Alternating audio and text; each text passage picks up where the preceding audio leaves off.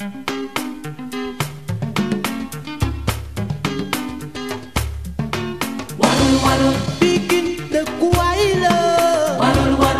Santé est le partenaire de la commission Lancet pour organiser le lancement de ce rapport prend en considération la question genre-santé. Et Enda Santé, en tant qu'organisation que depuis 30 ans, qui mise en œuvre le programme santé, mise en œuvre ce programme qui prend en considération les questions genre et droits humains. Donc, c'est pour ça que nous étions associés à cette initiative, qui nous a permis vraiment d'avoir ici, dans cette salle, des chercheurs, des politiciens, des communautaires. Donc, ça nous permet vraiment ensemble de discuter les enjeux, tenant en considération la situation actuelle par rapport à genre, et surtout la situation actuelle par rapport aux droits humains. Les enjeux spécifiques du Sénégal, aujourd'hui, pendant tout l'après-midi, on a écouté plusieurs des chercheurs, aussi des parlementaires qui ont fait un focus par rapport d'abord le besoin d'avoir des données plus réalistes, plus évidentes, qui nous permettent de prendre la décision. Ça, c'est la première question. La deuxième question aussi, les enjeux, c'est vraiment l'implication des hommes et des garçons par rapport à tout ce qui est le droit, les mises en œuvre de programmes. Genre, ce n'est pas une question de femmes. Genre, c'est une question de tout le monde.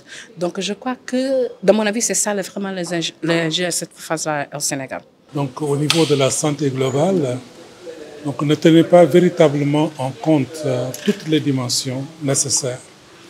Parce que quand on parle de santé globale, on ne parle pas seulement d'absence de maladie ou d'infirmité, mais comme le définissait l'OMS, un état complet de bien-être physique, social et mental. Et donc ceci révèle pas mal de dysfonctionnalités d'abord dans nos sociétés, en termes de normes, en termes de valeurs, mais également aussi en termes de rapport de pouvoir entre les différentes composantes de la société. Sommes-nous tous égaux face à la maladie? Non. Y a-t-il une équité face à la maladie? Certainement non.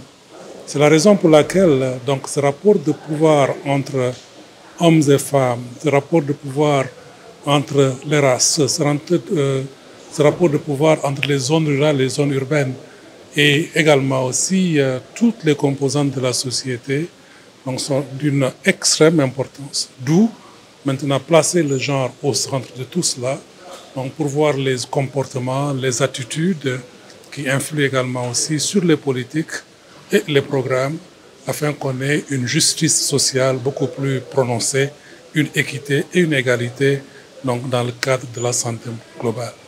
On trouve un peu partout les mêmes tendances, c'est seulement dans les proportions que ça diffère. Le rapport nous a montré, par exemple, quand on a pris un certain nombre d'indicateurs qui sont très révélateurs, comme par exemple la consommation d'alcool qui a un impact très négatif sur la santé, les hommes consomment plus d'alcool que les femmes. C'est le cas en Afrique, c'est le cas dans tous les pays du monde. C'est juste les proportions qui diffèrent. Un autre indicateur qui est très important, c'est la consommation du tabac, bon, par exemple. Il y a beaucoup plus d'hommes qui fument donc, que de femmes. On voit également aussi que bon, les hommes ont moins une tendance à fréquenter les structures sanitaires que les femmes.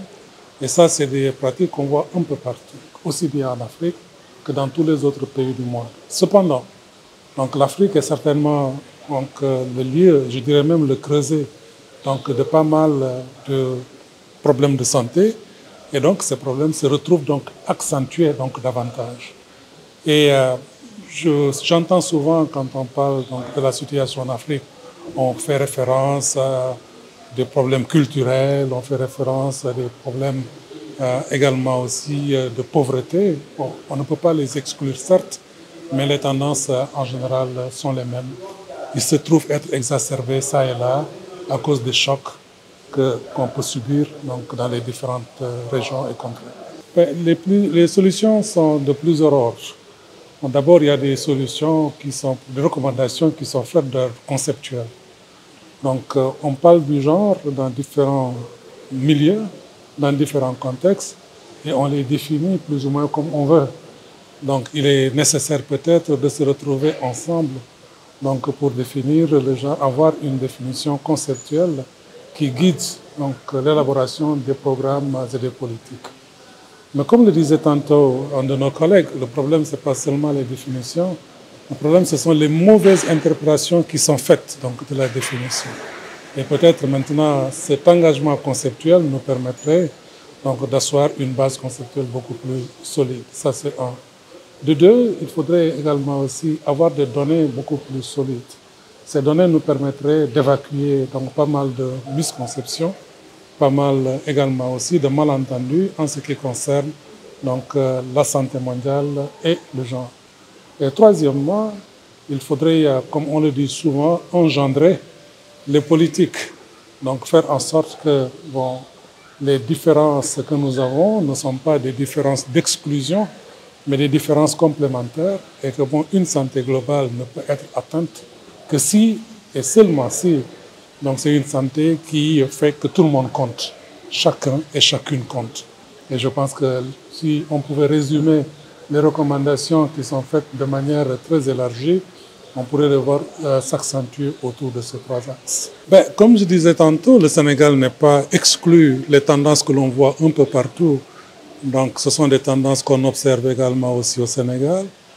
Donc, les dynamiques de réponse, on voit, ce sont des dynamiques de réponse aussi qui ont été initiées au Sénégal. Je crois que ceux qui ont suivi la politique et la santé au Sénégal ont vu que depuis les processus d'implication de la conférence sur la population et le développement au Caire et ensuite à Beijing et tous les progrès nationaux qui ont été mis en place à travers la cellule genre au niveau des ministères, la loi sur la parité et je crois que les lois qui ont été à un certain moment revues pour intégrer cette dimension. Ce sont des activités qui ont mis quelque part le Sénégal à l'avant-garde sur certains domaines. Ceci dit, il y a pas mal de choses qui restent à faire, il y a du chemin encore à parcourir. Et donc l'intérêt de ce rapport dans le contexte sénégalais, c'est peut-être de faire le point sur ce qui a été fait jusqu'à présent, faire la revue des programmes éventuellement et surtout se projeter vers le futur pour voir qu'est-ce qui peut être fait mieux et qu'est-ce qui pourrait également aussi faire de manière beaucoup plus inclusive.